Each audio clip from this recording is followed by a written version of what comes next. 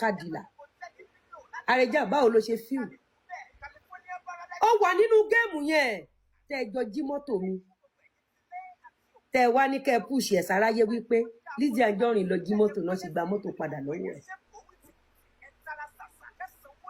ṣé bó wà nínú sórí yẹn ó wà nínú sórí yẹn Àrẹ̀jà gbogbo yín ẹ wà nínú ẹ̀ ǹjẹ́ wọ́n padà mọ̀ pé mo máa di Kadila Àrẹ̀jà bí tó wáyé pé tòótọ́ ni mo jí mọ́tò ń gbà yẹn ní ìní di Kadila lénìí. ẹ̀yin èèyàn wa ó ti di woro sí woro ó ti di woro sí woro báyìí bí Lizzy Anjorin ṣe fi ẹ̀sùn olè kan Portable ẹ̀wùmọ̀ òṣèrékùnrin Portable tí wọ́n jọ ń dàgẹ̀ ara wọn látọjọ́ pípẹ́ ló ti sọ̀rọ̀ wípé arákùnrin ọ̀hún ó wà lára àwọn tí wọ́n jí mọ́tò ọ̀hún. ẹ̀yin èèyàn wa ẹ jẹ́ ká gbọ́ látẹnu Iyemẹ̀ṣọ́. tó bá jẹ́ pé tòótọ́ ni mo jí mọ́tò ń gbà yẹn ní ìní dín tí mo dì lénìí bó bá jẹ́ pé tòótọ́ ni mo lọ jí góòlù ní Ìdúmàtà iṣẹ́ apààyàn iṣẹ́ burúkú iṣẹ́ ìyẹn jẹ́ ń fi hàn mí kò yẹ́yìn ni jẹ́ máa fa àwọn iṣẹ́ kan fún ẹ jẹ́ ń fi hàn ẹ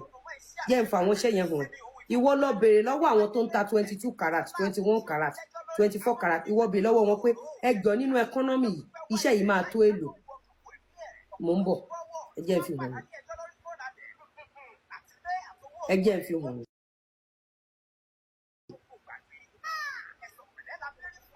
ìwọ Àrẹ̀jà wo ṣe yìí kò tí ì sí kankan ní ìyá láyà gbogbo yín tẹ́ lè gbé pọ́ọ̀sì tó wà lọ́wọ́ mi nínú gbogbo ẹ̀yin abanilórúkọ jẹ́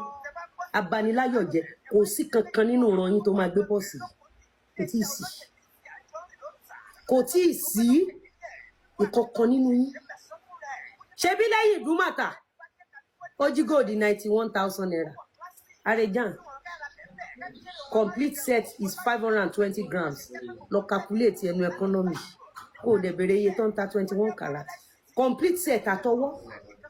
o jẹ́ ń fọwọ́ yẹn hàn ẹ́ òun rèé lọ bèrè iye tó ń ta ẹ̀yin kẹ̀ ní wọ jákujáku nítorí pé o fẹ́ tọrọ báárà ẹ má bínú ẹ jẹ́ kí n pa TikTok kí n padà wá.